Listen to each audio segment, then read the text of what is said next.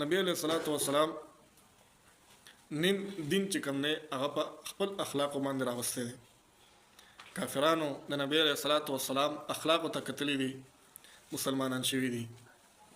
یو بل هغه کې راځي نبی علیہ الصلوۃ والسلام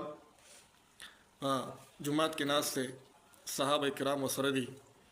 په دې کې د باندې نه یو کس راغی، د خپل اس نه کوشو او جمعات ته دننه لاړی او د سماعت ځای کې چې کوم دی تشې امتیاز یې وکړی.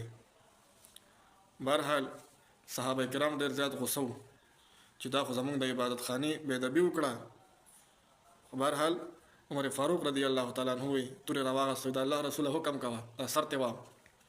نبی علیہ الصلوۃ والسلام ورته وی کېنه، ورته یې پرېږدی. چې کله خپل حاجت پوره کړو د هغې نه پسې راووښتو او کېنو، خو په ښایسته انداز په ښایسته طریقې سره پوه کړو چې دا د مسلمانانو د عبادت ځای دی. د خلک اودس ماتې نه کوي په دې ځای کې، خلک اودس کوي. اورېده؟ او بیا چې کوم دی پیسې والا ورکړې تحفه، او په تحفې سره چې کوم دی خپل کلي ته خپل علاقې ته واپس کړو. هغه ډېر زیات حیران شو چې داسې کس ما په خپل ژوند کې په خپلو سترګو نه دی لیدلی چې ما غلطي وکړه سیم راته ونه وي، او الټی چې کوم دی ما له تحفه هم راکړه. نو چې خپل علاقې ته ورسېدو په خپل اس باندې ناست اوس چغې شروع کړې. اے خلکه ما یو ډېر ناشنا انسان لیدلی دی. نو په دې کې د کلي علاقې ټول خلک راجمع شو. ورته وایي تاسو څوک لیدلی دي؟ ما داسې انسان لیدلی چې ما خپلو سترګو باندې داسې انسان په خپل ژوند کې نه لیدلی. وایي څنګه؟ وایي ګوره ما غلطي وکړه، هېڅ سیم راته ونه وي او ډېر راته تحفه هم راکړه. نو هغه ټول خلک د کلي علاقې چې څومره کسانو هغه ټول راله او نبی علیہ الصلوۃ والسلام باندې ایمان راوړو، مسلمانان شو. نو دا څه خلکو نبی علیہ الصلوۃ والسلام اخلاقو ته کتلي دي. څه ته کتلي دي؟ اخلاقو ته کتلي دي. نو خپل اخلاق ښایسته کول. اورېده؟ بهرحال دویم نمبر د دې دا مطلب دی، ترمذی شریف کې حدیث دی چې یاره یو انسان تا ته تکلیف درکوي، تا ته اذیت درکوي او ته په هغې باندې صبر کوې، دې ته چې کوم دی دا اشاره ده چې دا نیم عقل دی. دا څه دی؟ اورېده؟ بهرحال دویم نمبر مسلمان ته چې کوم دی خپل زړه به صفا ساتي. اورېده؟ په خپل زړه کې به بل مسلمان ته بغض نه ساتي، نفرت نه ساتي، حسد به نه ساتي. اورېده؟ ځکه نبی علیہ السلام فرمایي انما المؤمنون اخوه، بېشکه دا مؤمنان دا په خپل منځ کې رونه دي، د رونو په شانتې ژوند تېرول پکار دي. اورېده؟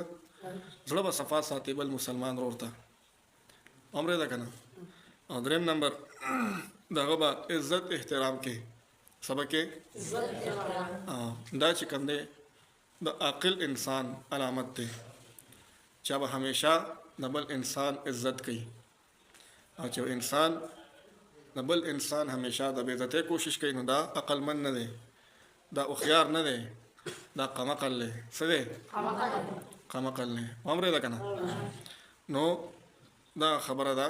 او بل که په معاشره کې وګورئ یو انسان چې په خپله عزتمند دی چېرته هم د بل انسان د بې عزتۍ کوشش نه کوي. خو چې یو سړی په خپله بې عزته وي نو همیشه د بل انسان د بې عزتۍ کوشش کوي. اورېده؟ نو بهرحال بله خبره پکې دا ده چې یو هغه کې راځي اوس مثال ځان له ژوند نه تېرېږي، خامخا دنیا ده، ستا به تعلق راځي مختلف خلکو سره. نو بهرحال هغه کې راځي چې ته د یو انسان سره تعلق جوړې، ملګری جوړې، هغه کې به 5 خبرې ګورې. اول نمبر خبره دا ده چې هغه کس عقلمند دی، ځکه د قمعقل کس سره دوستانه، د قمعقل کس سره ملګرتیا د دې هېڅ فایده نه وي.